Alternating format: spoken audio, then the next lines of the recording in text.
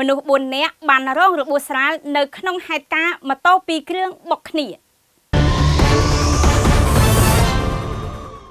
យ៉ាងហោចណាស់មនុស្ស4នាក់បានរងរបួសធ្ងន់ស្រាលនៅក្នុងហេតុការណ៍គ្រោះថ្នាក់ចរាចរណ៍រវាងម៉ូតូ2គ្រឿងបុកគ្នានៅវេលាម៉ោង 14:30 នាទីនៅថ្ងៃទី 1 ខែមករាឆ្នាំ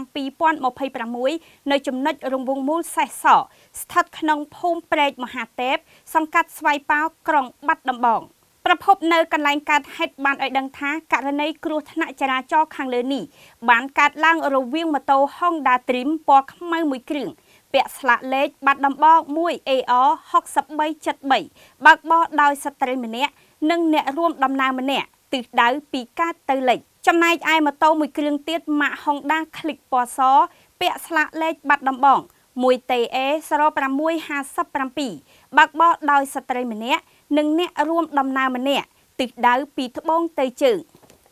លុះមកដល់ចំណុចកើតហេតុខាងលើក៏បានជ្រុលទៅបុកគ្នាពេញទំហឹងបណ្ដាលឲ្យស្ត្រីខាងម៉ូតូទ្រីមម្នាក់រងរបួសនិង3នាក់ផ្សេងទៀតរងរបួសស្រាលក្រោយពេលកើតហេតុជនរងគ្រោះត្រូវបានដឹកបញ្ជូនទៅសង្គ្រោះព្យាបាលនៅមន្ទីរពេទ្យបង្អែកខេត្តចំណែកមធ្យោបាយទាំងពីរត្រូវបានសមត្ថកិច្ចជំនាញ